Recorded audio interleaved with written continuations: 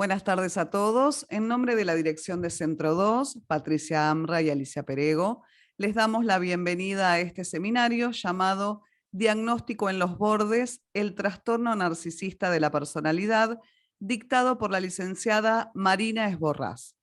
Marina es psicoanalista, licenciada en psicología por la Facultad de Psicología de la Universidad de Buenos Aires, donde se desempeña como docente e investigadora. Es coautora de varios libros junto al licenciado Luciano Lutero, y su último libro como autora es El deseo en femenino, de editorial Letras del Sur. Le damos la palabra a la licenciada Marina Esborrás.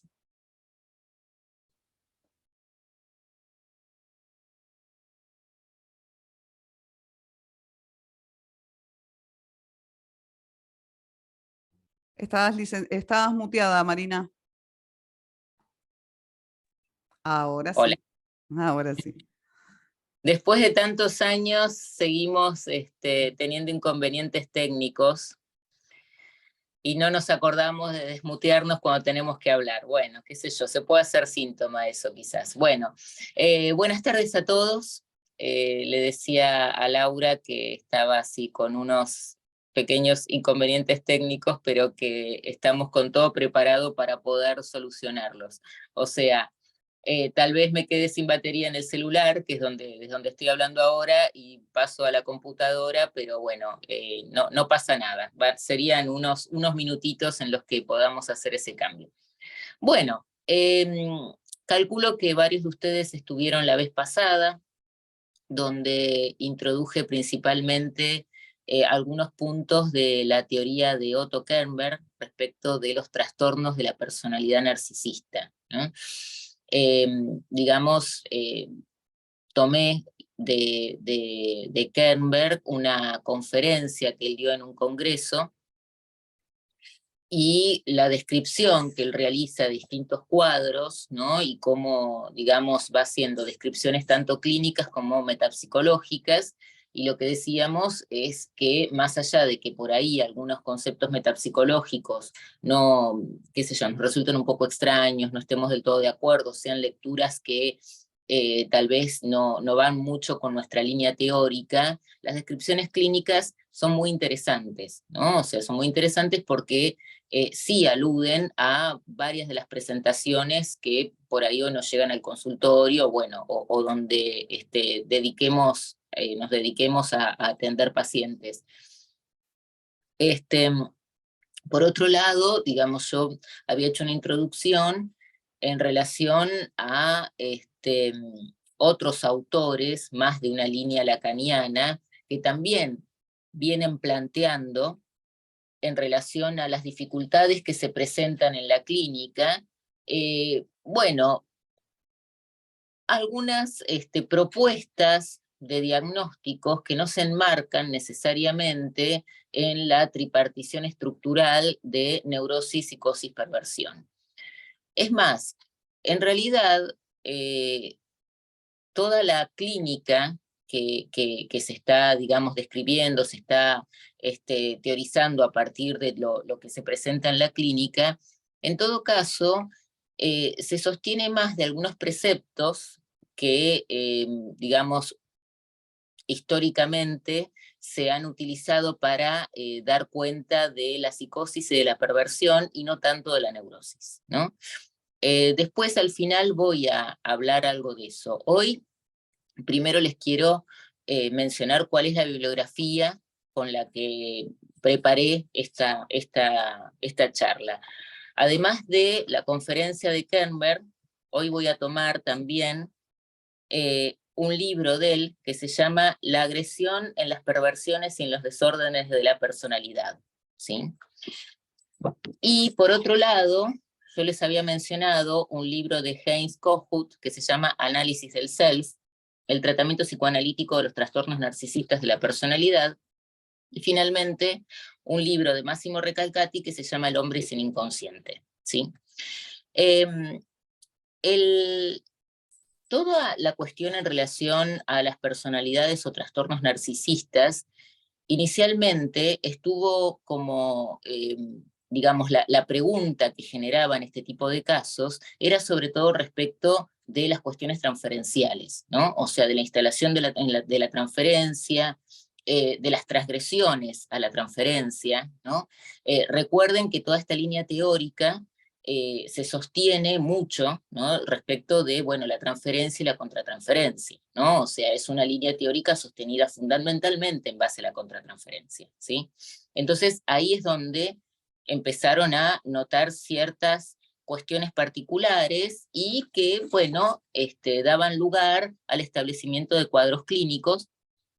Si ustedes recuerdan un poco lo que vimos la vez pasada, también en algún punto había descripciones que, cercanas a los que podemos llamar las psicopatías, ¿no? O sea, lo que llamaban, bueno, trastornos antisociales, ¿no? O sea, bueno, y Termer hace como toda una distinción alrededor de eso, ¿no? Entonces dice, por ejemplo, que las dificultades específicas son las siguientes, ¿no? Una de ellas es la capacidad de compromiso transferencial, ¿sí? Recuerden también un poco el tema de la alianza terapéutica, ¿no? O sea, se supone que en este tipo de análisis, para efectivamente que un análisis sea posible, recurrían a lo que llamaban alianza terapéutica con la parte sana del yo, ¿no? Bien, entonces a eso es lo que llaman compromiso transferencial, ¿no? Y dicen que estos individuos parecen mantener una distancia crónica, ¿no? O sea, la incapacidad de depender se manifiesta en su incapacidad de hacerlo del analista. Después yo voy a tomar algunas de las cuestiones de Massimo Recalcati, ¿no? Y van a ver que por ahí, desde una línea lacaniana, ¿no? Esto se sostiene, se explica, se argumenta, más desde la cuestión de, bueno, la dificultad respecto, no es una dificultad, ¿no? Sino una modalidad distinta en que se constituye el lazo, ¿sí? A partir de lo que Lacan ha establecido como el pseudo discurso capitalista, ¿sí? Y esa famosa frase, ¿no? Que dice que, digamos, como el discurso capitalista, el pseudo discurso capitalista forcluye las cosas del amor, ¿no? Pero en ese punto también pensamos, ¿no? Que, claro que hay dificultades en la instalación de la transferencia, ¿no? O sea, si pensamos que es necesario para que se establezca el dispositivo analítico y que lo principal para que se lleve a cabo, ¿no? Un tratamiento, una cura psicoanalítica, es la instalación de la transferencia, y eso supone el analista tomado como objeto libidinal, ¿no? Bueno, efectivamente nos encontramos con que desde distintas líneas teóricas el problema es el mismo, ¿no? O sea, podemos decir, todo el problema en psicoanálisis es respecto de la transferencia, ¿sí? Y además que a partir de ahí es de donde podemos hacer un diagnóstico, ¿no? O sea, cuando decimos, bueno, el diagnóstico es en transferencia, ¿no? Bueno, ¿qué queremos decir con esto? ¿Sí? O sea, ¿qué quiere decir que el diagnóstico sea en transferencia? ¿No? Que la posibilidad o no, o el modo en que se establezca esa transferencia, es parte de lo que nosotros suponemos respecto del diagnóstico de esa persona, que no es un diagnóstico, ya sabemos, ¿no? No es que el diagnóstico sea totalmente necesario desde el inicio, a veces cuenta más la posición subjetiva que el diagnóstico, ¿no? Pero sí nos va, podríamos decir, como, bueno, de alguna forma marcando el curso, ¿sí? O sea, nos va marcando el curso.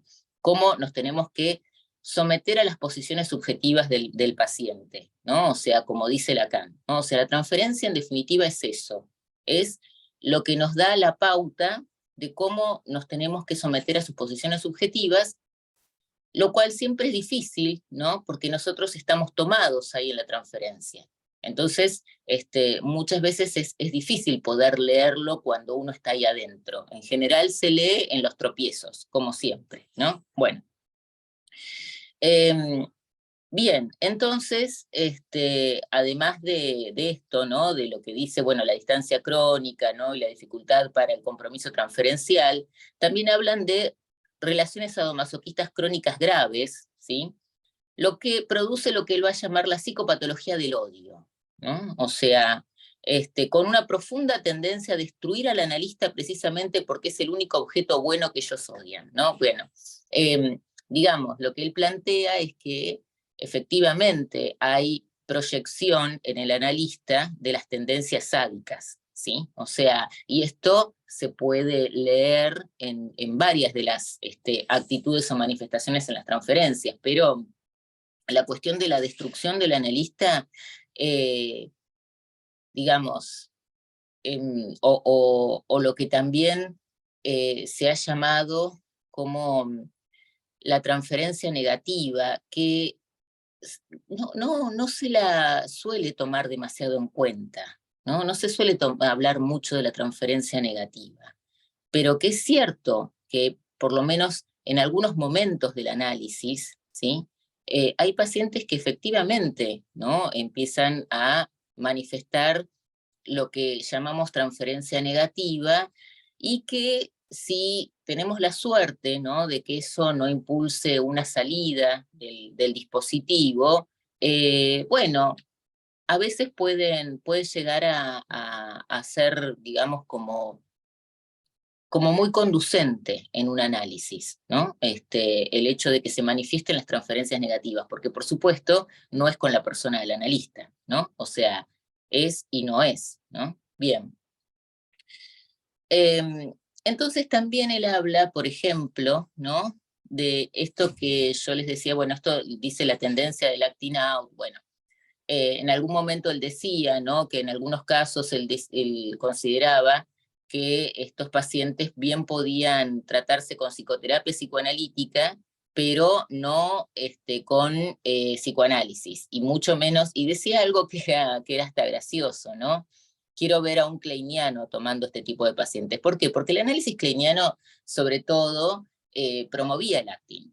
O sea, el análisis kleiniano era eso, ¿no? O sea, por eso Lacan lo lee muy bien, ¿no? En algunos casos de algunos psicoanalistas de la época, porque el análisis kleiniano, digamos, era como una especie de metalenguaje, ¿sí?, de las fantasías inconscientes. Es como una especie de interpretar en otro lenguaje, ¿no?, las supuestas fantasías inconscientes, con lo cual, ¿qué es eso? Bueno, inflar totalmente el sentido, ¿no? Y además una posición del analista, ¿no?, que estaba totalmente en una posición, voy a decirlo así, ¿no?, como no barrada, ¿no? O sea, si Lacan dice que ante el acting lo que tenemos que hacer, en todo caso, es como, bueno, lo digo con mis palabras, ¿no?, pero mostrarse un poco barrado, ¿sí? Bueno, un analista kleiniano eso jamás, ¿no? Entonces, es cierto que los análisis kleinianos promovían el acting, y con estos pacientes que de por sí hay tendencias a los pasajes al actos o a los actings, digamos, bueno, un análisis kleiniano les diría que hasta sería contraproducente, ¿no? Bien. Y también habla de la deshonestidad en la transferencia, ¿no? O sea, porque hay algo que él marca de estos pacientes que dice que son que pueden ser bastante deshonestos, ¿no? Esto que linda con las cuestiones antisociales. Bien.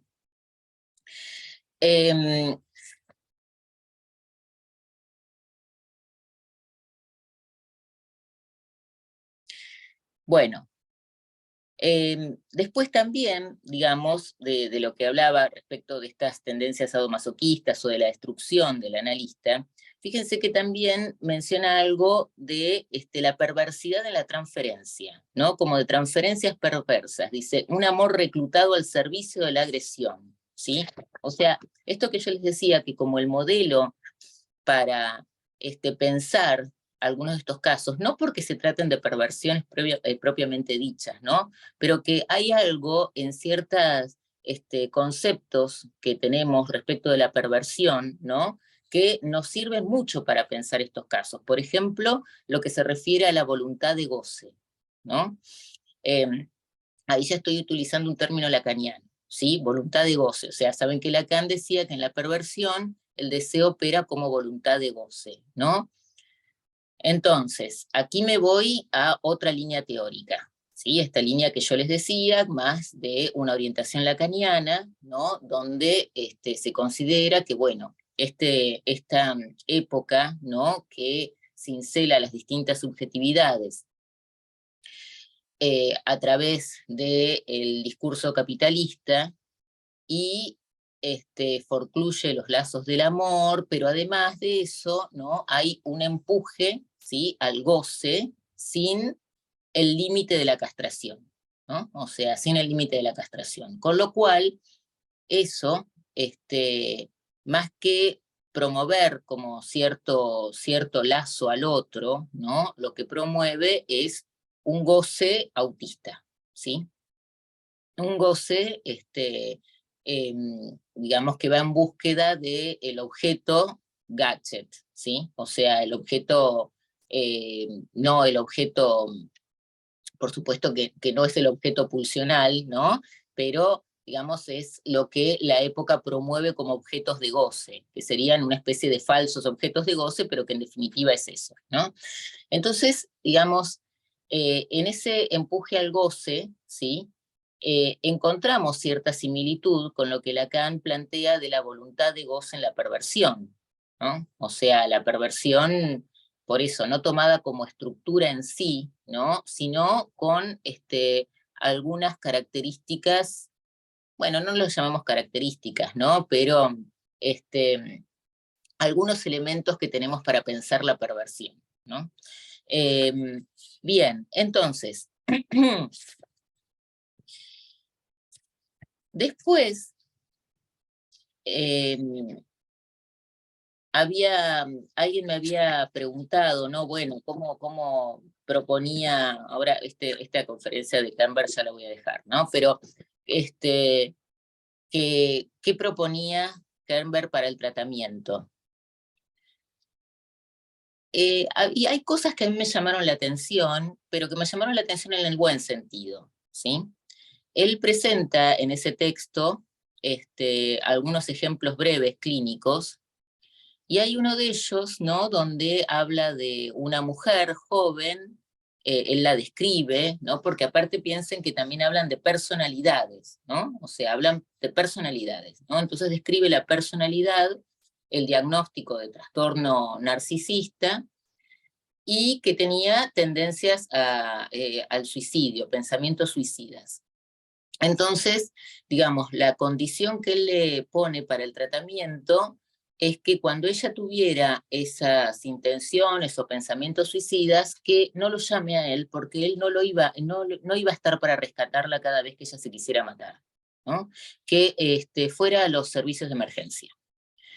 A mí me resulta muy interesante, porque primero creo que a veces perdemos un poco de vista el encuadre, que si bien en lo que se llama encuadre, ¿no?, porque creo que ha cobrado como una connotación un poco negativa respecto de, en ciertas teorías, en ciertas líneas teóricas, ¿no?, que había cobrado un carácter de mucha rigidez, ¿no? Entonces, es cierto que también para poder dejar que se desplieguen las manifestaciones transferenciales, el encuadre, bueno, no debería ser tan rígido, pero de todas formas nosotros tenemos un encuadre.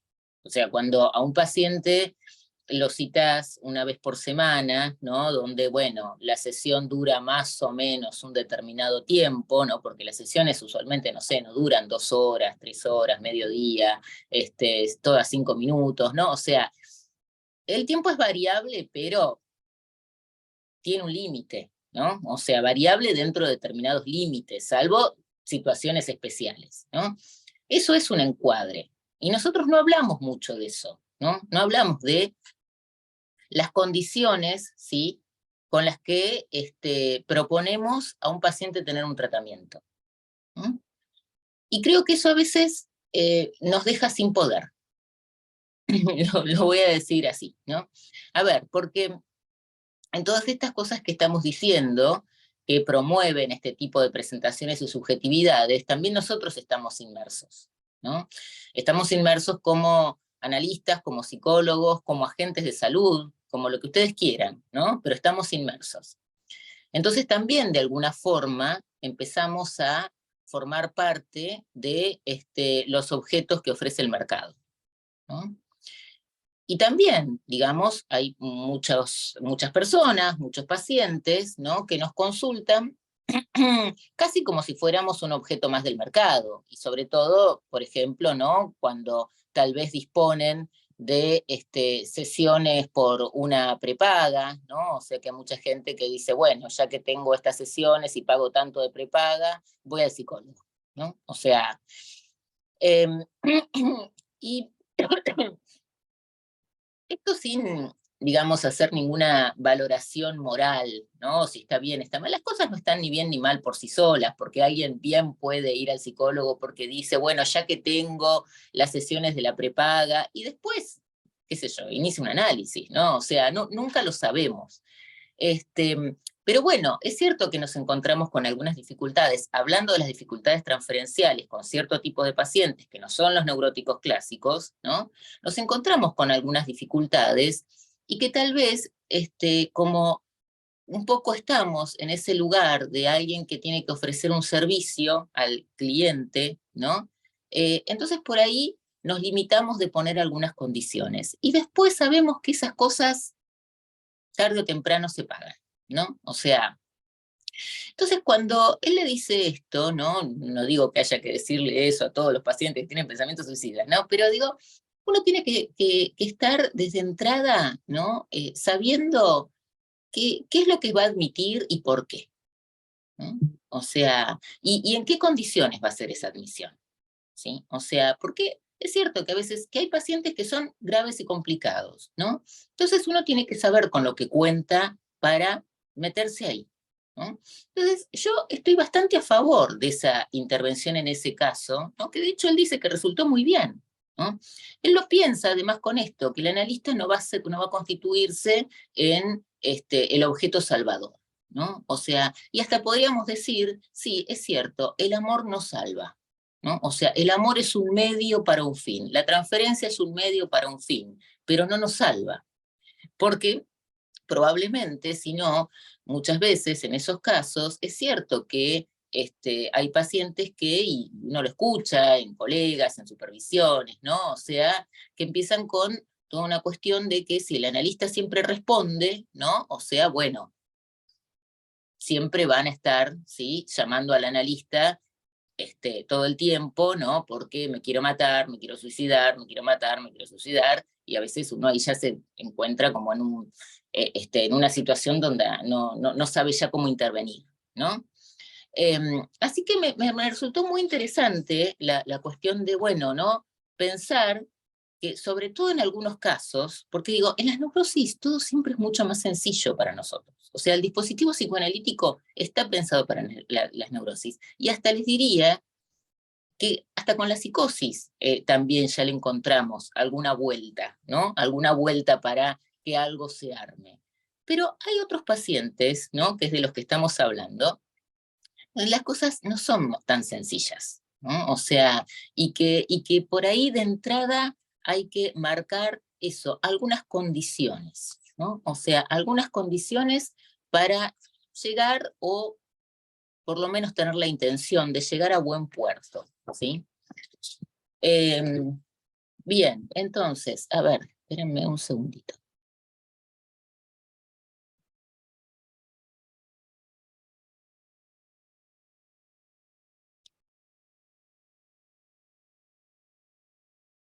Hasta acá me siguen más o menos bien, no dije nada demasiado complicado, ¿no? Se sigue bien. Bueno, gracias. Perfecto. Buenísimo. Bueno, entonces, voy a volver un poco a nuestro amigo Kernberg.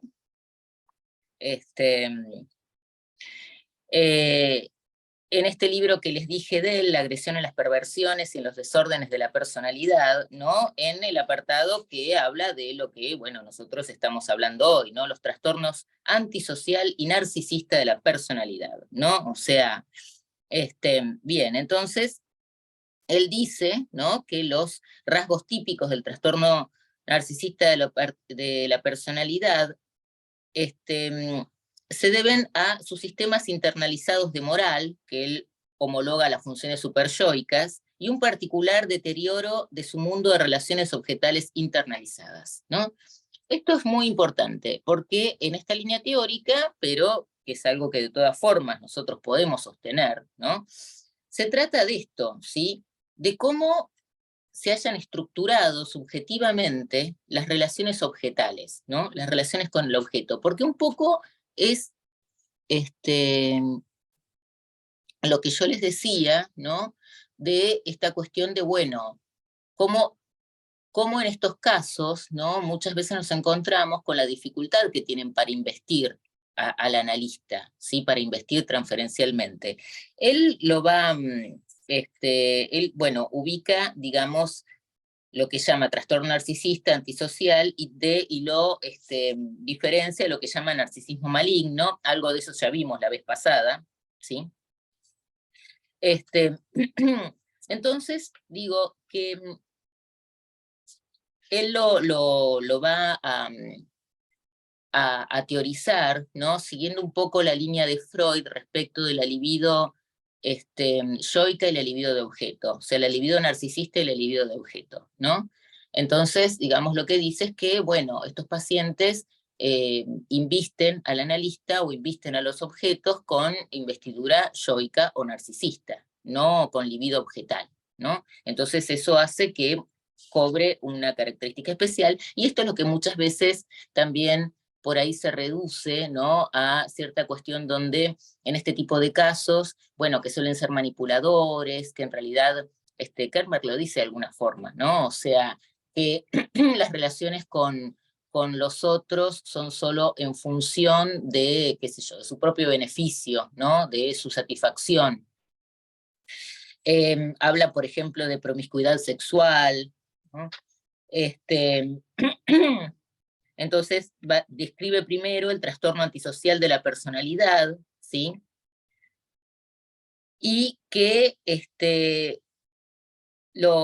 uno de los síntomas típicos que él destaca es el autoamor patológico, ¿no? O sea, ¿por qué? Porque dice que están tomados por la autorreferencia y el autocentrismo excesivos, la grandiosidad y las características derivadas del exhibicionismo, ¿no? O sea, por eso lo llama autoamor patológico, ¿no? O sea, que están, digamos, muy acentuadas estas características de autorreferencia y autocentrismo excesivos. Acá es como yo les decía la vez pasada, ¿no? A veces lo complicado con estos autores es cuando plantean las cuestiones en términos de grados, ¿no? Entonces uno dice, bueno, pero ¿cuánto es normal y cuánto excesivo? ¿Cuánto hay que quererse un poco uno mismo? ¿Y cuánto ya eso es un autoamor patológico? ¿No? Bueno, nada. También habla, por ejemplo, de la envidia inmoderada, la desvalorización de los demás como defensa contra la envidia, ¿no? La tendencia a la explotación, esto es lo que yo decía, ¿no? La manipulación o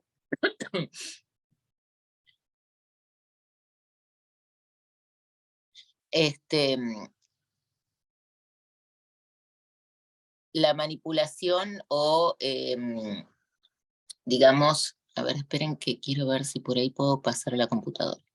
Pero Justo te yo sí. iba a decir eso, Marina. ¿Querés aprovechar? Pauso la grabación y te pasás, tranquila. A ver, espera que...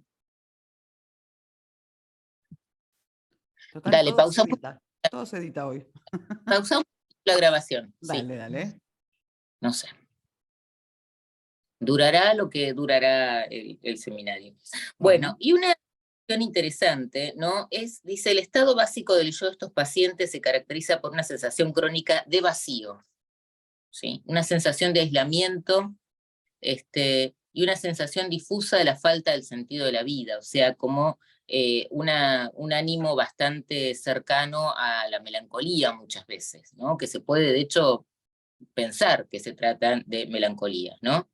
Incapacidad para experimentar tristeza autorrefleja, oscilaciones profundas del estado de ánimo, predominio de la vergüenza en tanto contrasta con la culpa.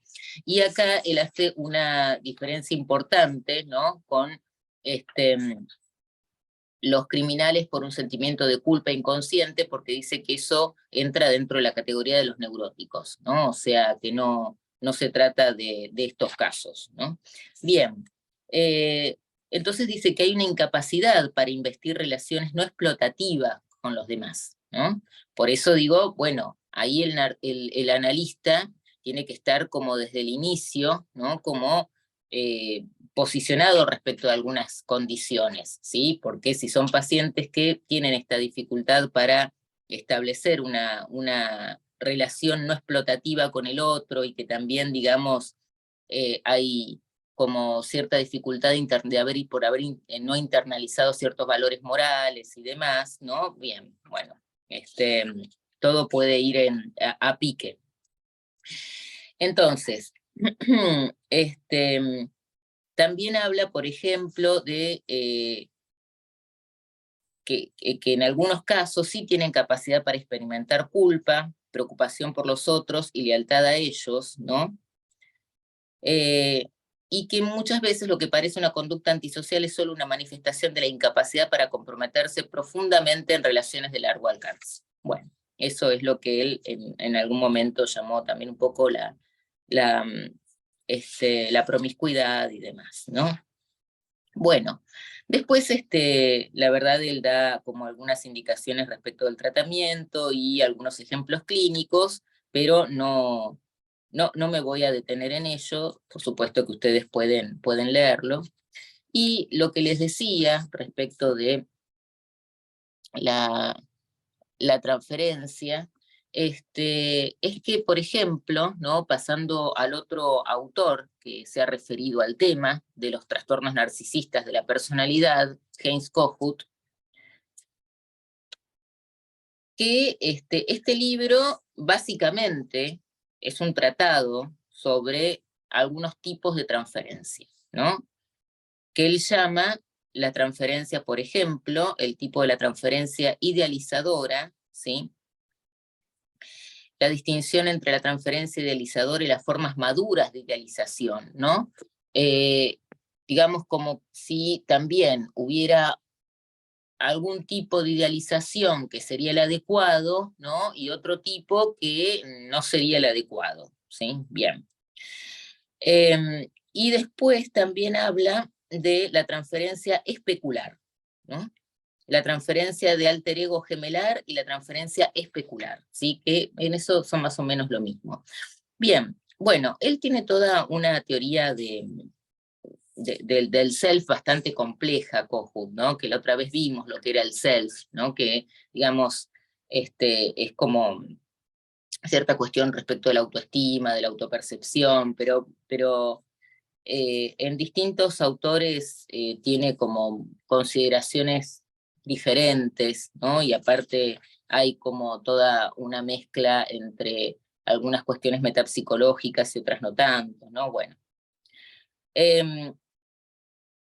Pero, digamos, lo que él plantea, básicamente, ¿no? Es, más allá de lo que yo les decía respecto del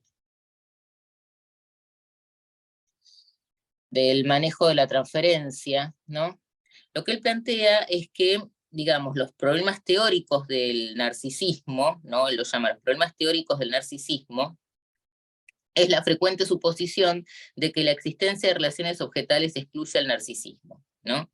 Y que, según él, algunas de las experiencias narcisistas más intensas se relacionan con los objetos, que bien están al servicio del self y de la preservación de su investidura, o bien son vividos como parte del self. Bueno, esto básicamente creo, ¿no? O sea, que la intención es pensar que no se trata como, incluso hasta lo ha manifestado Kermer, ¿no? Que los sujetos con trastorno narcisista de la personalidad son personas que no pueden amar, ¿no? Que carecen de todo tipo de empatía y demás, sino que Kermer lo decía de una forma hasta poética, ¿no? Se aman muy mal a sí mismos y aman muy mal a los demás.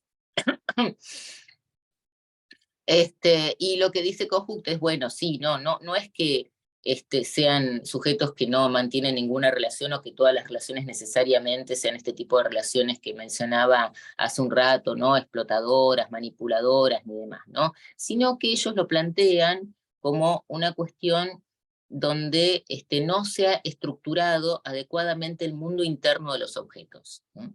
Y de hecho, por ejemplo, hay un autor que, bueno, ustedes lo deben conocer, que es bastante conocido, de hecho, que se llama Winnicott, que también hablaba del falso self, pero además de eso, Winnicott, digamos, había, en parte de su teoría, dice algo así en un texto que, en distintos lugares, ¿no? Pero hay un texto que se llama, creo que La capacidad de estar solo, o algo por el estilo, pero que habla de esto, ¿no? O sea, como que es necesario en la constitución psíquica, ¿sí? La internalización de distintos objetos que nos permitan, ¿no?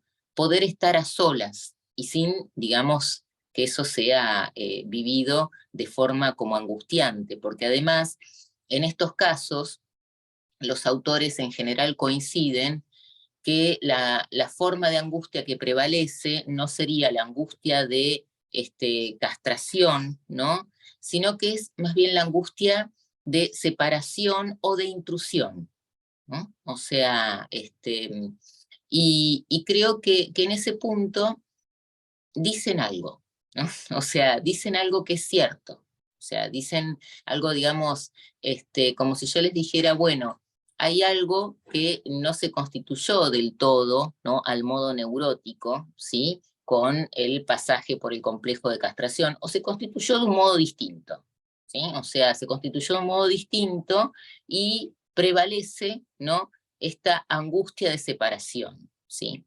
Que es distinta a la de castración, ¿no? O sea, por eso muchas veces también hay algo en relación a lo que decía Kerber, ¿no? Como de una especie de rebajamiento del otro, ¿no?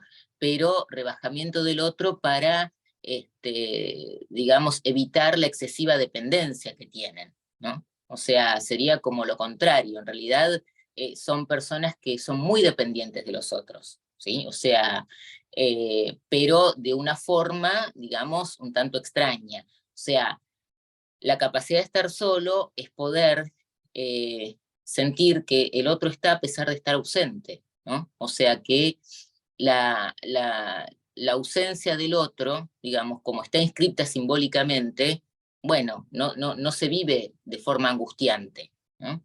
Y hoy, no sé, ¿no? Pero yo escucho mucho, tal vez es verdad que además estamos atravesados, ¿no? por la virtualidad y hay mucha angustia muchas veces respecto de, bueno, los mensajes que no se contestan, ¿no? Cuando el otro, bueno, de repente desaparece un poco, se ausentó un poquito, ¿no? Ya eso empieza a generar un estado que se llama como de ansiedad muchas veces, ¿no? Que es cierto, porque la ansiedad no es la angustia, ¿no? O sea, la angustia como la entendemos nosotros, ¿sí?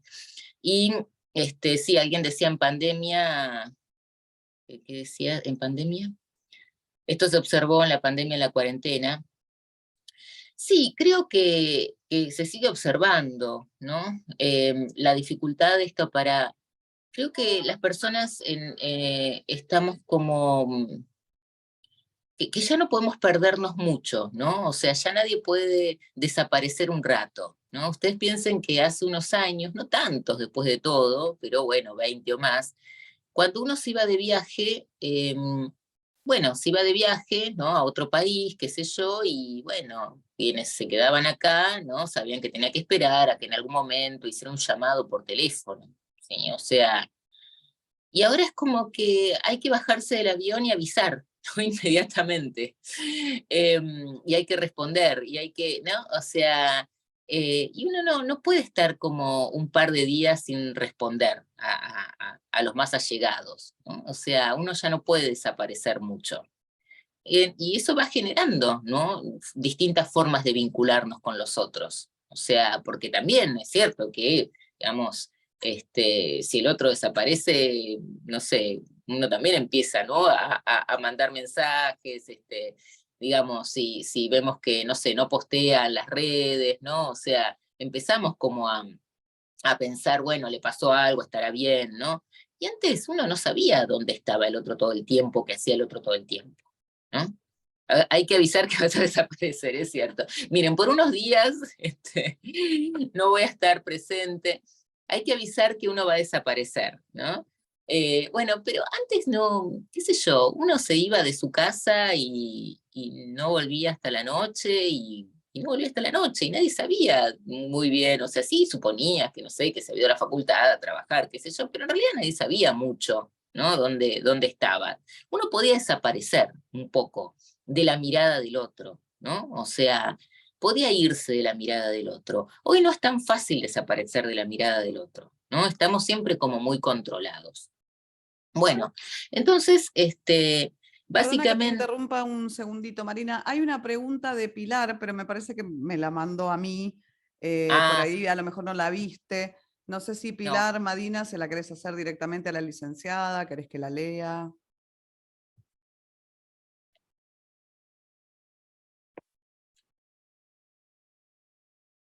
Bueno, la voy leyendo mientras Pilar, si quiere activar sí, el léela vos, por favor. micrófono. Marina, tengo una duda. Vos hablaste de que en los rasgos hay un deterioro en el mundo de las relaciones objetales internalizadas y cómo se Ujú. estructuran. ¿Cómo podría ser un ejemplo de esto, de la estructuración? ¿Podés responderme a lo último? No leí el final de la pregunta. Dice, ¿puedes responderme a lo último? Es para no olvidarme la pregunta. Bueno, Bueno, ya la hice. que un poco recién estuve respondiendo algo, ¿no? O sea, a ver, lo que plantean, ustedes piensen que estos, o sea, hay que meterse, ¿no? En la teoría, en estas líneas teóricas, ¿sí? O sea, estas líneas teóricas se basan en las relaciones de objeto, ¿no? O sea, en las relaciones de objeto y que piensen, ¿no? También en la línea kleiniana, las posiciones esquizoparanoide, la posición depresiva, ¿sí? Y cómo, digamos, se supone, ¿sí? Que en el inconsciente hay un montón de objetos, ¿no? O sea, hay un montón de objetos, está el seno materno, está el pene del padre, ¿no? O sea, ustedes piensen un poco en eso, pero también que la,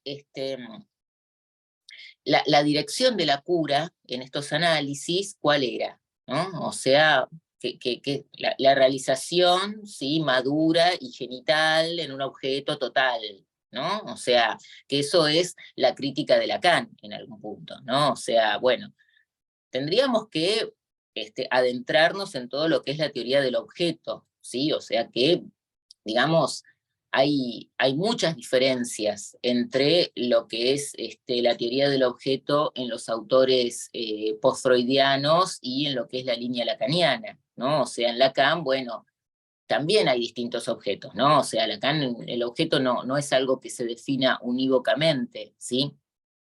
Pero el objeto, qué sé yo, el objeto del goce, el objeto de la angustia, el objeto causa del deseo, ¿no? El objeto imaginario, el objeto pulsional, el objeto, digamos, o sea, también hay un montón de cosas. Lo que ellos plantean es esto, es la internalización de los distintos objetos, ¿no? Y en esos objetos también están, digamos, lo que representaría a la madre, al padre, a los otros, o sea, y alguien acá dice, bueno, si eso es reversible, ¿no? O sea, a mí me gusta porque, este, a ver, el narcisista puede tener un darse cuenta. Yo creo que en principio cuando alguien recurre a un psicólogo, ¿no? A un psicoterapeuta, a un psiquiatra o a lo que fuere, es porque, bueno, sí, hay algo que se da cuenta, ¿no? Se da cuenta de algo. Me parece que, digamos, Kermer dice, ¿no? En los distintos diagnósticos que él hace, ¿no? En los distintos tipos, ¿sí? Los más cercanos a lo antisocial, a la psicopatía, el pronóstico no es muy bueno, ¿no? Pero después, por ejemplo, cuando habla de los trastornos narcisistas de la personalidad, él dice que sí, que en algunos casos con psicoterapia psicoanalítica sí. Esto es como siempre, ¿no? Todo tiene los límites de la estructura subjetiva, ¿no? A ver, vamos a ir por ahí en un lenguaje más conocido. La estructuración subjetiva depende, en principio, ¿sí? Y de lo que estamos hablando también hoy, ¿no? De cómo se estructura el yo. ¿sí? De cómo se estructura el yo, y eso depende, ¿sí? También de lo que aparecen como los límites a las pulsiones, que son los diques pulsionales, ¿no? O sea, cómo se estructura el yo y cómo empiezan a aparecer los diques pulsionales. Y esos diques pulsionales, digamos, dependen también de cómo se haya transitado, no sé, la castración, cómo se haya internalizado la ley paterna, ¿no? Bueno, y sabemos que cuando hay niños, por ejemplo, ¿no? Donde no se estructuran adecuadamente esos valores, que hay una etapa que, si bien por supuesto que no es biológica, pero más o menos, ¿no? O sea, ¿cuáles son esos diques pulsionales? ¿Sí? La vergüenza, la moral, ¿no? O sea, el pudor, bueno, los diques pulsionales, como los llama Freud, ¿no? Es necesario, ¿sí? Para la adecuada constitución del yo, que también se proceda a la constitución de los diques pulsionales. Entonces acá están hablando, ¿no? Que en algunos casos esos diques no están del todo constituidos, ¿no? O sea, no están del todo constituidos. La compasión, ¿no? Esto que yo decía, bueno, ¿qué nos impide matar al otro? ¿Qué nos impide destrozarlo? ¿Sí? Bueno, hay diques, ¿no? O sea, esos diques que van contra lo que pulsa, ¿sí? Que, digamos, contra las agresiones, contra el sadismo, o sea, ¿qué nos impide, qué sé yo, andar desnudos, ¿no? Por la calle? Está bien, usted me va a decir, hay personas, bueno, sí, está bien, por supuesto, hay de todo, pero eh, si no hay, digamos, constituido, no sé, un mínimo de vergüenza en algo, por ahí hay gente que no le da vergüenza estar desnuda, pero le da vergüenza otras cosas, ¿no? O sea, digo, hay distintos afectos, además de los que conocemos, ¿no? Y que hay distintos afectos y que son estructurales. ¿Por qué? Porque todas esas cuestiones, digamos, ¿a dónde van? ¿No? Al narcisismo. O sea, la vergüenza, ¿qué atenta? ¿Sí? Atenta al narcisismo, ¿no? O sea, si yo de repente acá, no sé, me mando una pavada y después, digamos, me voy a quedar pensando, ay, voy a quedar como una tonta, qué vergüenza, mira lo que dije, ¿no? O sea, es como una especie de mini herida narcisista hacia la imagen, ¿no? Entonces, digamos, de lo que ellos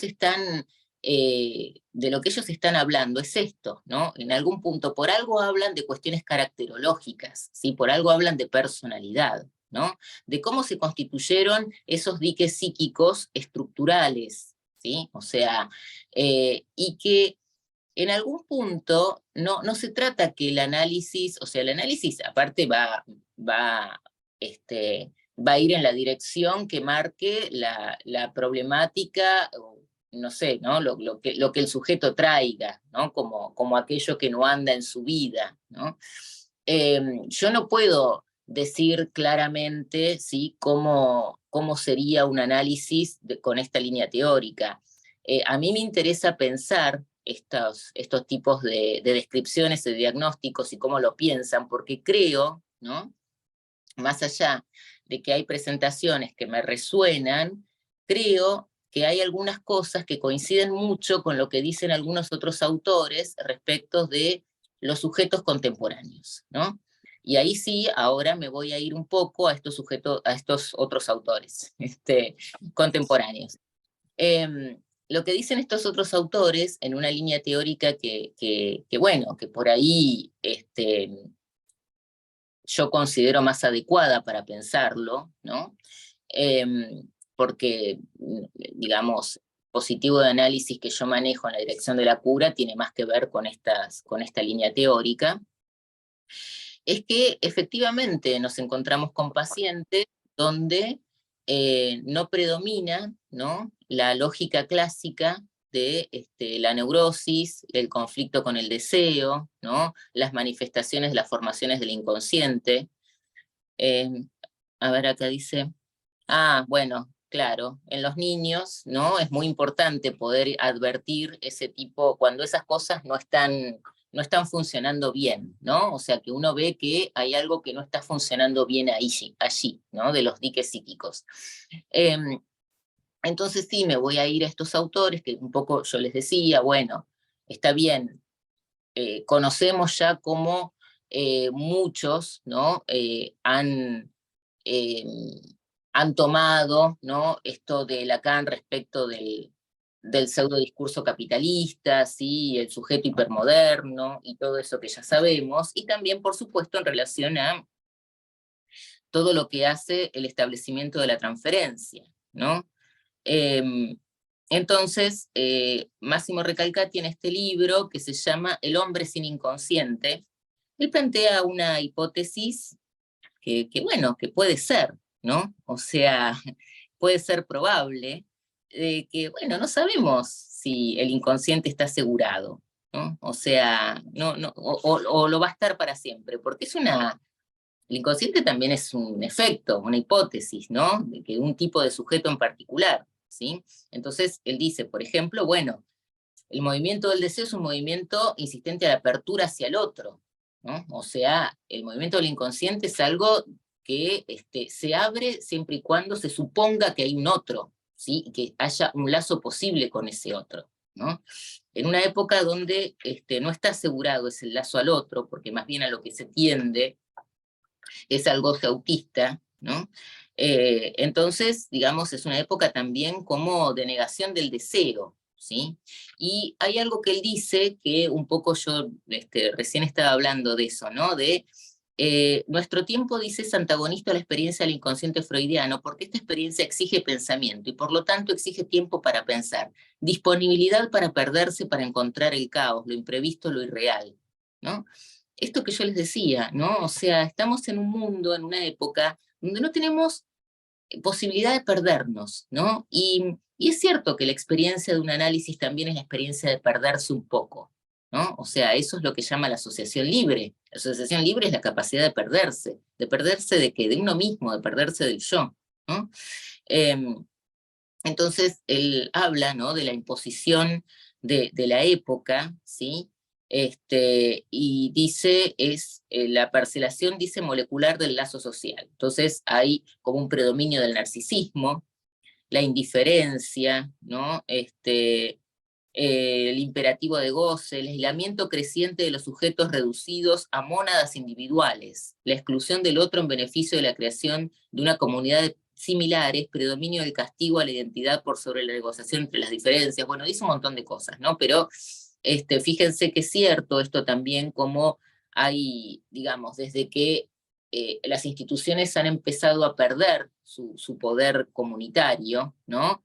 Hay por ahí como pequeñas comunidades, ¿no? Que se juntan por rasgos identitarios, ¿no? Pero no son las instituciones, ¿no? O sea, son pequeñas comunidades que se basan en excluir también lo diferente. Y hay un fenómeno que se está produciendo también bastante, ¿no? En relación a determinados autodiagnósticos, donde también, ¿no? Se arman comunidades en función a un diagnóstico, como puede ser en algunos casos de autismo, ¿no? Adultos que se dicen autistas, TDAHD, ¿no? O sea, hay un montón de comunidades en función a diagnósticos, o las personas hipersensibles, vieron que ahora está de moda como ese rasgo, neurodivergentes, ¿no?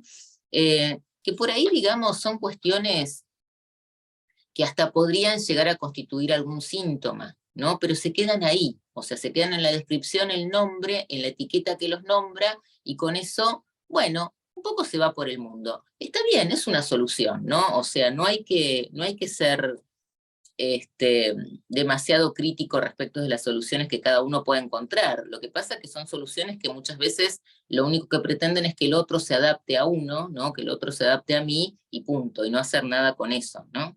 Bien. Entonces, digamos, lo que él plantea va en esta línea de lo que Lacan ha llamado, en un texto que se llama Nota sobre el padre, ¿sí? Que es la evaporación del padre. Eh, y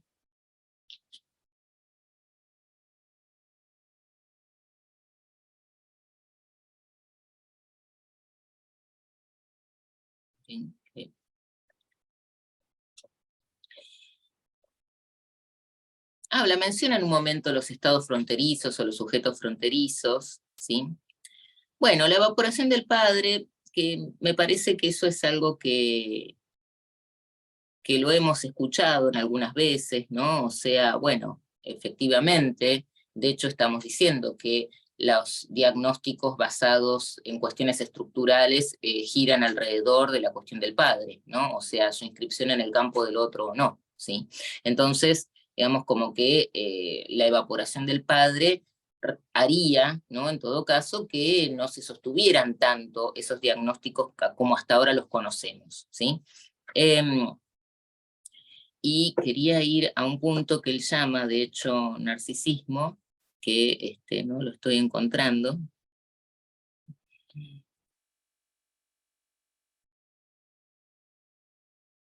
Muchas de las cosas que Recalcati dice acá, lo pueden encontrar también, digamos, en algunos de los textos que circulan de él en internet o en algunos de sus otros libros, ¿no? Me parece que acá lo más fuerte es esta hipótesis que él dice de del hombre sin inconsciente, ¿no? O sea, como si podemos empezar a suponer que tal vez en un futuro no nos encontremos con las manifestaciones del inconsciente, ¿no? Con el conflicto con el deseo, que tal vez eso ya empiece a ser algo del pasado, ¿no? Bueno, acá, el narcisismo hipermoderno lo llama, ¿no? Entonces acá él plantea, bueno, que efectivamente el síntoma, ¿no? Establece un lazo familiar o consolida un lazo de pareja. ¿No? Bien. Y en esos casos, dice, se evidencia una función social del síntoma, en tanto que el síntoma sostiene los lazos más que interferir negativamente en ellos. Ahora dice, tenemos que distinguir esta función social del síntoma como puro aparato de goce. En el primer caso tenemos el síntoma que sostiene el lazo, en el segundo caso, en cambio, tiende a impedirlo, proponiéndose como instrumento un goce pulsional en oposición a toda forma de intercambio con el otro. Entonces, algo de lo que yo les decía la vez pasada, ¿no? Al principio de la reunión, es que lo más llamativo, ¿no? De este tipo de padecimientos, por lo menos para nosotros, ¿no? Es que efectivamente se tratan de cuestiones que no aparecen como resultado del proceso de represión, por lo tanto, en una cuestión a ser descifrada, ¿no? O sea, en su carácter de metáfora, en su carácter de goce revestido, ¿no? O sea, sino que es más bien esto, ¿no? Una clínica del acting, del pasaje al acto, ¿no? Donde no hay nada a ser descifrado porque no hay nada que haya sido cifrado, por lo menos de ese modo, ¿sí? Dice, nos encontramos con un goce pulsional cerrado sobre sí mismo, sin relación con el deseo ni con la dimensión del encuentro amoroso desconectado del campo del otro. Esto que él dice acá es muy similar a lo que dice Kerman, ¿no? O sea, son otras palabras, pero es algo muy similar, ¿sí? Es cierto que los autores que vimos antes no hacen demasiado hincapié en la cuestión del deseo, ¿no? O sea, no hablan del deseo, ¿no? O sea, hablan de otras cosas, pero no hablan tanto del deseo. La clínica lacaniana es una clínica que habla mucho del deseo, ¿no? Pero los autores post-freudianos, fíjense que no, o sea, todo es como una cuestión de la transferencia, los objetos, ¿no? O sea, de los impulsos sádicos, agresivos, amorosos, ¿no? O sea, no hay una cuestión en ese orden. Y cuando hablan de neurosis, quedan como muy detenidos, ¿no? En función de las fantasías, en función de las cuestiones edípicas, ¿sí? Pero no hablan de deseo. Sin embargo, ¿no? Las descripciones que hacen un poco concuerdan con esto que está diciendo acá Recalcati, ¿no? O sea, concuerdan con la cuestión de esto de sin relación, desconectado del campo del otro, ¿no? O sea, esto de, bueno, lo que decía, este mundo de internalizado de objetos, ¿no? Que no ha sido internalizado adecuadamente, ¿no? O sea, que lo dicen en esos términos, como que no es muy normal, ¿no? En realidad lo que están diciendo es esto, ¿no? Que hay una profunda desconexión con el otro, ¿sí? Entonces, dice,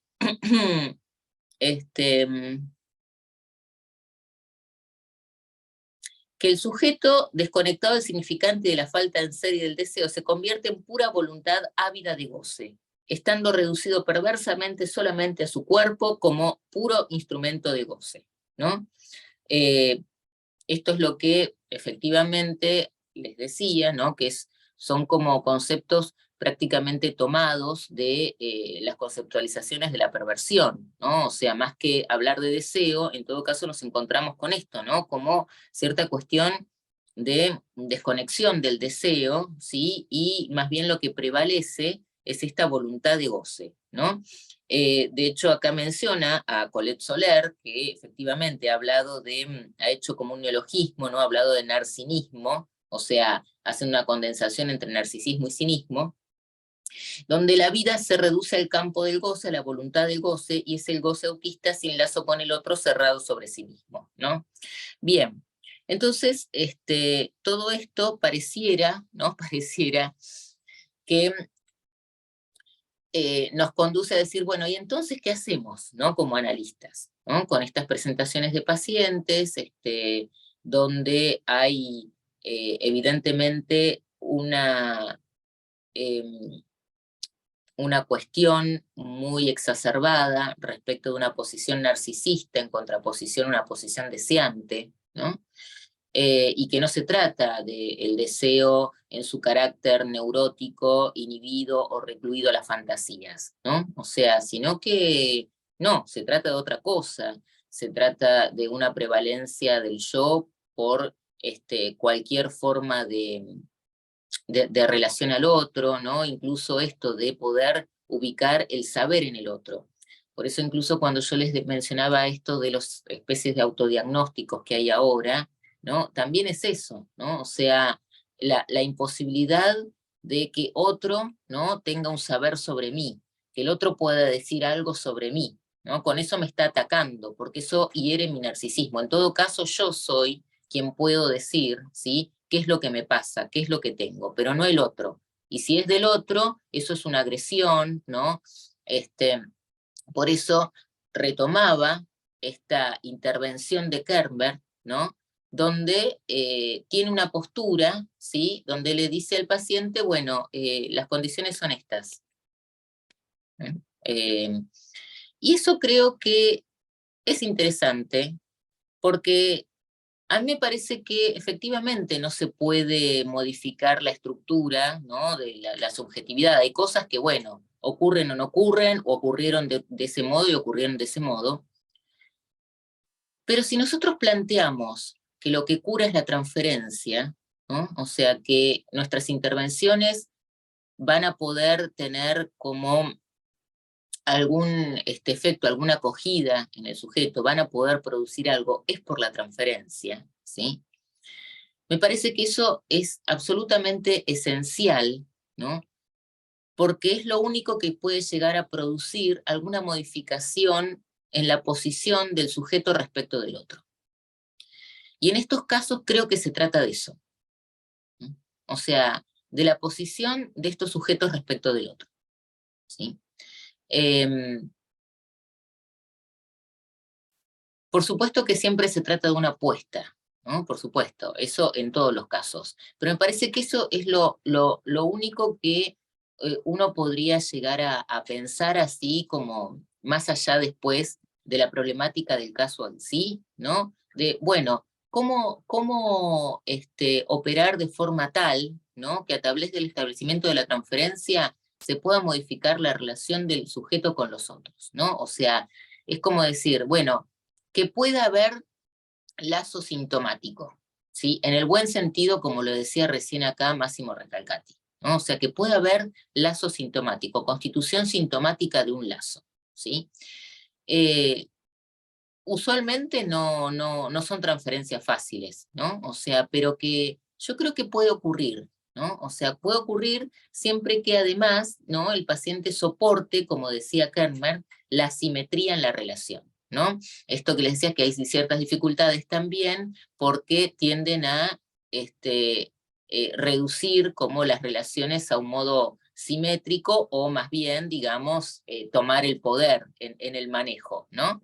Entonces creo que si hay una pequeña posibilidad, ¿no?, de establecer un lazo sintomático con un otro, en este caso con el analista, me parece que es factible. Y también pensar un poco, ¿no?, en algunos casos, la cuestión, como decía Freud, como una especie de, y acá por eso sigo a estos autores, como una especie a veces de yo auxiliar, ¿no? Pero el yo auxiliar no es el que corre en auxilio del sujeto o que le presta un poco de su yo, ¿sí? Sobre todo en esos casos donde hay esta cuestión de la sensación de vacío, ¿no? Donde es el sinsentido permanente, pero que no es el sinsentido de la existencia neurótica, no es la insatisfacción neurótica, ¿no? O sea, que hay efectivamente una cuestión respecto a la sensación de vacío, ¿no? Por eso también Recalcati ha denominado a cierta clínica, sobre todo, bueno, cuando ha trabajado con anorexias y bulimias, la clínica del vacío,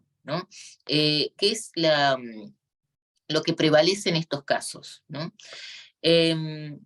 Bueno, eso es lo que más o menos les quería por ahí. Ahora si me hacen alguna pregunta, algún comentario, digo algunas cosas más, ¿no? Pero eso es más o menos lo que yo quería traer de estas presentaciones que podemos considerar, ¿no?, como trastornos narcisistas de la personalidad, tomando lo que algunos autores han descrito en función de ese diagnóstico, ¿no?, pensando algunas presentaciones actuales tan en esta línea, ¿no?, más del acting, del pasaje al acto, o incluso esto de la clínica del vacío, de las identificaciones que a veces son como muy lábiles, ¿no?, o a veces demasiado rígidas, ¿sí? Y bueno, también esto, ¿no? O sea, que en general se consideran casos donde, bueno, no aman, no pueden amar, no pueden establecer una relación con otro, y creer que tal vez, bueno, la relación con el analista puede ser una relación inaugural, ¿no? Una relación inaugural para que después pueda un poco pasar otra cosa, ¿sí? Siempre y cuando, por supuesto, la transferencia lo soporte, ¿no? Pero esto es en todos los casos. O sea, siempre se va a poder operar o se va a poder hacer algo con alguien, con una persona que nos consulta, siempre y cuando la transferencia pueda soportarlo. Bueno, ¿alguna pregunta? Sí, el complejo de Telémaco. Ay, la otra vez alguien me lo había nombrado. El cuadro clínico que en psiquiatría correspondería al trastorno podría ubicarse dentro de estos.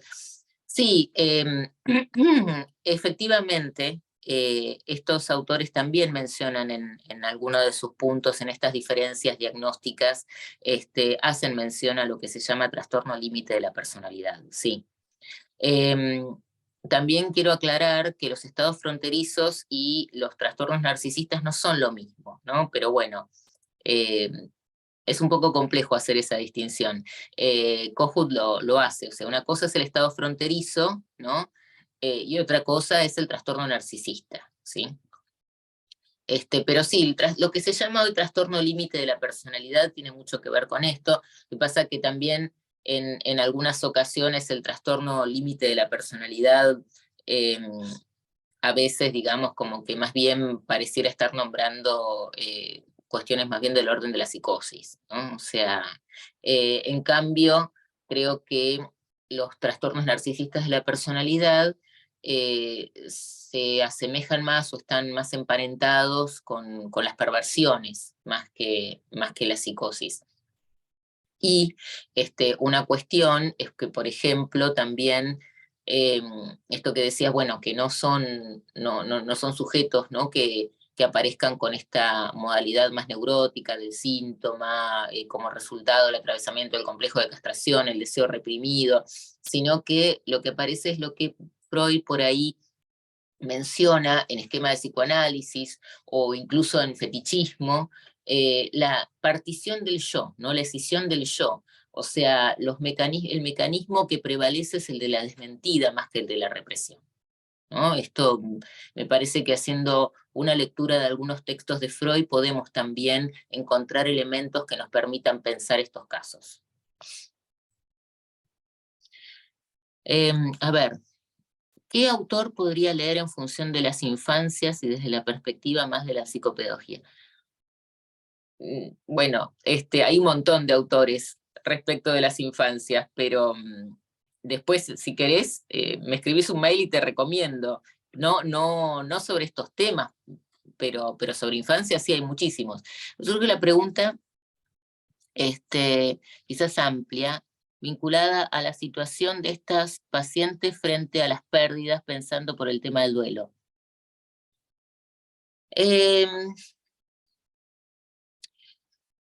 Sí, lo que pasa es que ahí tendría que pensar algún caso en particular, ¿no? Y ahora no me surge, o sea, en general, sí, el duelo por supuesto que tiene relación directa con la castración, ¿no? Y por ahí lo que yo decía, la angustia de separación, puede haber dos cuestiones, o que en un modo defensivo directamente, digamos, no se sienta la pérdida, digamos, o también una cuestión renegatoria, ¿no? Pero tendría que pensarlo más en función de algún caso. Siempre todo lo que aparece alrededor de la pérdida, también a veces, digamos, como no aceptar la pérdida, ¿no? Y no necesariamente melancolizarse, sino también dirigir ese odio al objeto perdido, ¿no? Las llamadas bipolaridades tampoco están incluidas. No, las bipolaridades en realidad se asemejan más a lo que son las psicosis maníaco-depresivas. Si bien para el DSM-5 y el diagnóstico en psiquiatría, la bipolaridad no necesariamente es una psicosis, ¿no? O sea, no lo considera necesariamente una psicosis, pero el cuadro desde el psicoanálisis que se aproxima más a lo que sería el trastorno bipolar es la psicosis maníaco-depresiva. No me parece que estén estos cuadros. Su bibliografía sobre este tema, pero en relación... ya lo leí.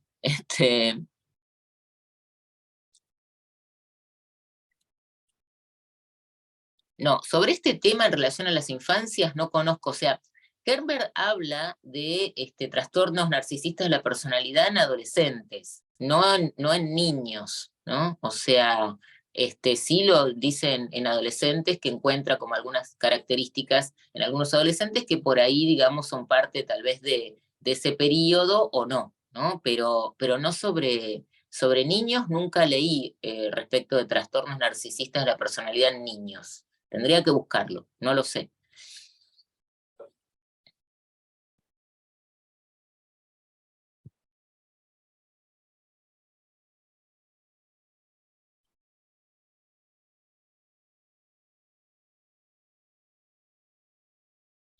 Sobre los estados fronterizos, sí, Kohut, no este libro precisamente, pero sí, el autor es quien describe, quien tiene, digamos, quien ha conceptualizado, ha desarrollado respecto de los trastornos fronterizos, ¿no? O sea, son, digamos, distintos nombres o distintos cuadros que se han ido describiendo en función básicamente de los problemas que estuvimos comentando, ¿no? Digamos, sí, estados limítrofes, fronterizos, bordes, trastornos narcisistas. Aparte que son cuadros que surgen dentro de la teoría psicoanalítica misma, ¿no? O sea, no son como importados de la psiquiatría como usualmente, ¿no? O sea, sino que son cuadros que surgen dentro de los problemas propios que presentan algunos pacientes en el dispositivo. ¿Las melancolizaciones se pueden dar en las diferentes estructuras? Sí, claro. Las melancolizaciones sí se pueden dar en las distintas estructuras, por supuesto, y eso es a veces lo que hay que pensar en relación a, bueno, cuando se trata de una melancolización o cuando se trata de una melancolía vera dentro del campo de la psicosis, ¿no? Una melancolización en un trastorno narcisista. La melancolización en general se da, digamos, cuando hay efectivamente una identificación al resto, ¿no? Al objeto perdido, no soy nada para el otro, ¿no? O sea que en algún punto está en relación al otro, por eso son bastante comunes las melancolizaciones histéricas muchas veces, ¿no? De hecho, hasta por ejemplo, lo leemos en Freud cuando en el historial de Dora habla, ¿no? De cierto estado melancólico, ¿no? O sea, cierto tedio vital, lo dice, ¿no? Al atardecer, cierto tedio vital, cierto estado melancólico. Cuando hay, digamos, como una deflación deseante. Entonces eso es lo que llamamos estado de melancolización.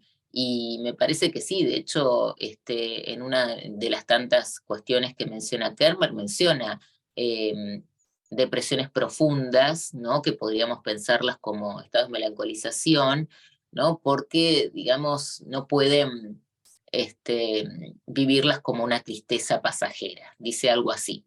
Y yo, una paciente, hace poco me dijo algo que me resultó interesante, ¿no? Porque también la melancolía lo que hace, o las melancolizaciones, es como tomar todo el ser, ¿no? O sea, es eso que Freud llamaba como esta especie de identificación totalizadora, ¿no? No poder separar una parte del todo. ¿Qué me refiero con esto, no? Que a veces ocurre algo y lo viven como algo terrible, ¿no? Y no pueden por ahí pensar, bueno, que es una situación nada más, ¿no? Que no se va su vida en eso. Y la otra vez me estaba contando algo que ella, no sé, una situación que ella vivió con mucha angustia, se angustió todo el domingo, estuvo todo el día mal pensando en eso, ¿no? Y tiene esta tendencia como a melancolizarse. Y, después, sesiones posteriores, me dijo que ante alguna situación parecida, se acordó que yo le había dicho algo así como, bueno, que lo que le había pasado era un garrón, ¿no? O sea, como que era, sí, era una situación fea, pero no era grave, ¿no? Entonces, eso le permitió como separar, ¿no? Hacer esta diferencia de que hay cosas que pueden ser un garrón, pero que no son tan graves. Y eso, bueno, un poco la empezó a ayudar a salir de esos estados que la llevaban a lo peor, ¿no? O también que a partir de una amiga que ella se encontró y vio que la amiga estaba muy mal, y la amiga le dice que estaba bien, que solo estaba un poco triste, ¿no? Pero que era algo que tenía que pasar, ¿no? Entonces, ella lo pensó y que le sirvió mucho pensar, ¿no? Que a veces, bueno, uno está un poco triste, que eso no quiere decir que esté mal, ¿no? Sino que está un poco triste por algo y que eso es algo bueno, que en algún momento se va a pasar, ¿no?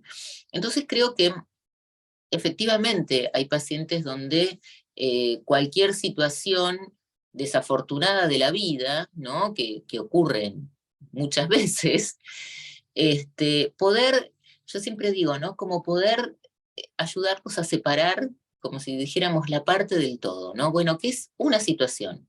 ¿Qué es algo? O sea, cada cual tendrá sus recursos o la forma de intervenir para esto, ¿no? O sea, pero no es todo, no es el fin del mundo, ¿no? Y además también hay algo en la posición melancólica que creo que ahí los diferencia de los trastornos narcisistas, que la posición melancólica siempre es, bueno, culpable de todo, ¿no? O sea, no valgo nada, no sirvo para nada, ¿no? O sea, soy lo peor del universo. En los trastornos narcisistas no estaría eso, ¿no? O sea, no estaría eso de creerse la peor basura del mundo. Marina, ¿te puedo hacer una pregunta por acá? Sí, obvio. A ver, yo era el que escribía por el chat lo de Telémaco porque justo lo leí hace poco para la Facu. Y Sí. cuando vos hablabas de estos pacientes como pacientes que no responden a una lógica neurótica del Edipo, del retorno de lo reprimido, me acordaba, porque más allá de que no leí el texto que vos nombraste de Recalcati, pero más allá de que apunta más a la adolescencia, con la Sí. cuestión del Telemaco, también habla del adolescente por fuera de la lógica de Edipo, de anti-Edipo, de Narciso, sino de Telémaco, que reclama la ley, que Ujú. desea que algo de la ley se inscriba. Entonces, no sé si se podía establecer como algún paralelismo entre ese complejo de Telémaco y este tipo de pacientes.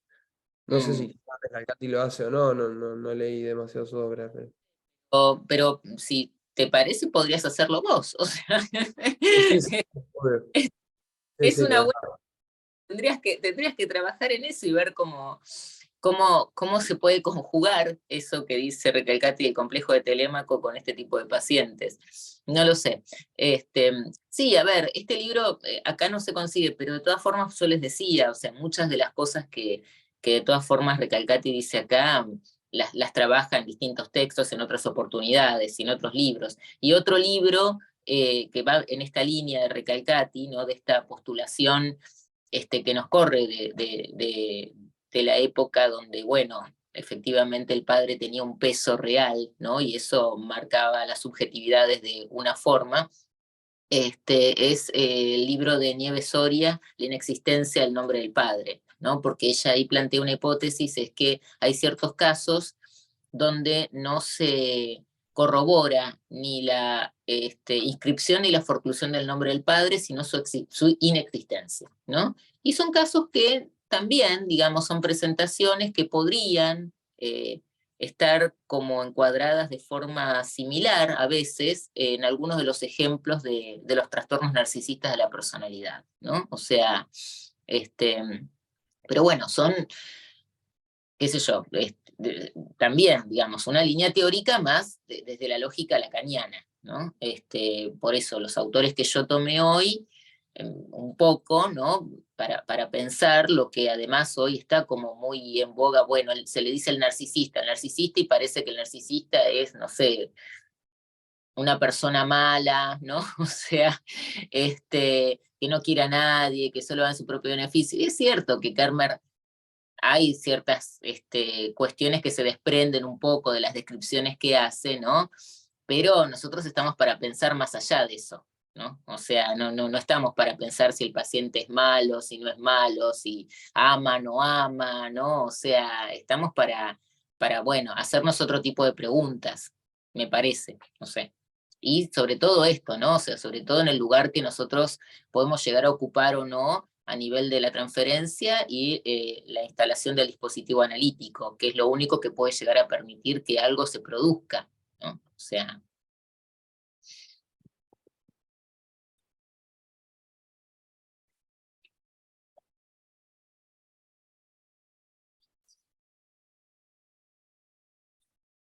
Bueno, ya estamos sobre la hora, así que si no hay más preguntas o comentarios y yo me estoy quedando sin batería, les diría que dejemos por acá. De todas formas, bueno, por supuesto que si alguien quiere hacerme algún comentario, una pregunta, pueden disponer de mi mail y nos encontraremos en, no sé, en otra ocasión.